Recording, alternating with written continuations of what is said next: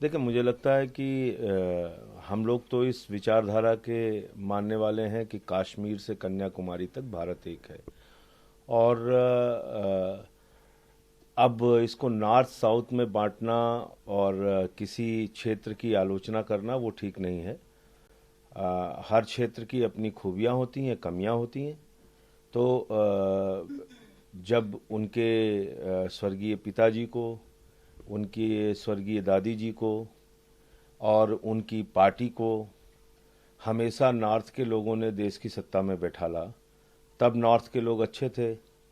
अब वो केरल से सांसद हो गए तो साउथ के लोग अच्छे हैं, नॉर्थ के लोग बुरे हैं। तो मुझे लगता है ये इस तरह की पॉलिटिक्स ये देश के लिए कहीं से भी फायदेमंद नहीं है और इसका एक गलत संदेश जाता है। सबको, नॉर्थ है, साउथ है, ईस्ट है, वेस्ट है, सबकी अपनी इज्जत है, सबकी अपना सबका अपना सम्मान है, सबकी अपनी खूबियां हैं। तो ये बयान बहुत ही गलत और आपत्तिजनक है। सर, इस बानी ने राहुल पर पलटवार किया। उन्होंने कहा कि ये विभाजन की राजनीति कर रहे हैं राहुल गांधी और इनको एहसान फरामोश तक कह डाला। नहीं, निश्चित रूप से मेरा भी ये मानना है कि भाई आप आपकी पूरी पार्टी नॉर्थ से खड़ी हुई और हमेशा मैंने बताया तो आपको कि कांग्रेस परिवार को, स्वयं उनकी माताजी को, उनको, उनके पिताजी को, उनकी दादी जी को, उनके चाचा जी को, सबको अमेठी, रायबरेली, नॉर्थ के लोगों ने ही देश की सत्ता पर बिठाया। नॉर्थ के लोगों ने ही सत्ता की ऊंचाइयों, शिखर तक पहुंचाया। तो इस प्रकार की बातें कहना बिल्कुल गलत है। सर, गुजरात में अच्छी जीत देखने को मिली है। 27 सीटों, सिविक पोल की 27 सीटों पर आम आदमी पार्टी को जीत मिली है। बीजेपी लगभग सभी, अगर सिविल पोल की बात करें तो वहाँ बीजेपी सबसे आगे रही। देखिए, अब केजरीवाल मॉडल की स्वीकार्यता पूरे देश में धीरे धीरे बढ़ रही है और अब आप देखेंगे कि लोग चिकित्सा पे, शिक्षा पे, बिजली पे, पानी पे, बुनियादी मुद्दों पे हर जगह अब बात करना उन्होंने शुरू किया है।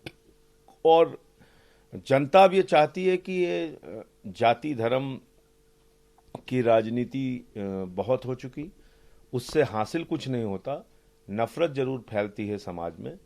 तो अब काम की राजनीति, मुद्दों की राजनीति, विकास की राजनीति, दिल्ली मॉडल की राजनीति, केजरीवाल मॉडल की राजनीति पूरे देश में स्थापित होगी। इसका एक संदेश गुजरात से गया है और ये बड़ी जीत हम लोगों के लिए है। 27 सीटें सूरत में जीतना ये कोई मामूली बात नहीं है और इसके लिए हमारे पार्टी के राष्ट्रीय अध्यक्ष अरविंद केजरीवाल जी, गुजरात की हमारी इकाई और एक एक कार्यकर्ता और गुजरात की जनता बधाई के पात्र है। सर, किसान लगे हुए हैं। कल एक बयान आया राकेश टिकैत की तरफ से कि अगर ये तीनों जो कानून है वो वापस नहीं लिए जाते तो इस बार पार्लियामेंट घेरों का आंदोलन होगा। और पिछली बार 4 लाख ट्रैक्टर आए थे, इस बार 40 लाख ट्रैक्टर पार्लियामेंट घेरने के लिए बढ़ेंगे। देखिए, ऐसा है कि ये सरकार जिस प्रकार की तानाशाही पे उतारू है, इसका कोई दूसरा उदाहरण आपको दुनिया में देखने को नहीं मिलेगा। 90 दिन से ज्यादा का आंदोलन किसानों का हो गया और अभी तक सरकार सिर्फ बात पे बात, चर्चा पे चर्चा, विचार पे विचार, बैठक पे बैठक कर रही है, तारीख पे तारीख दे रही है। तो मुझे ये समझ में नहीं आता कि जब देश का लाखों किसान सड़कों पे उतरा हुआ है, बड़ी बड़ी रैलियां, सभाएं, पंचायतें करके प्रधानमंत्री जी से गुहार लगा रहा है, उनकी क्या मजबूरी है? आपने चंद पूंजीपतियों से चंदा लेके अपनी पार्टी का भला कर लिया, अपना भला कर लिया, देश के प्रधानमंत्री आप बन गए, आपकी सरकार बन गई, तो अब आप किसान को कीड़ा मकोड़ा समझ रहे हैं? उसके ऊपर पानी की बौछारें करेंगे, आंसू गैस के गोले छोड़ेंगे, लाठियां बरसाएंगे, मुकदमे लिखेंगे, आतंकवादी कहेंगे, खालिस्तानी कहेंगे। यानी अपमान के जितने शब्द और तरीके हिंदुस्तान में हो सकते हैं, दुनिया में हो सकते हैं, वो सब किसानों के साथ प्रयोग किया जा रहा है। कटीले तार लगा रहे हो, कील गाड़ रहे हो, यही किसान मोदी सरकार के सत्ता के ताबूत में कील गाड़ने का काम करेगा, आप देखिएगा। तो इसलिए राजनीति में अहंकार के लिए कोई जगह नहीं है। अभी भी सरकार को पार्लियामेंट का सत्र शुरू होने से पहले ऑर्डिनेंस के जरिए इसको वापस लेना चाहिए और जब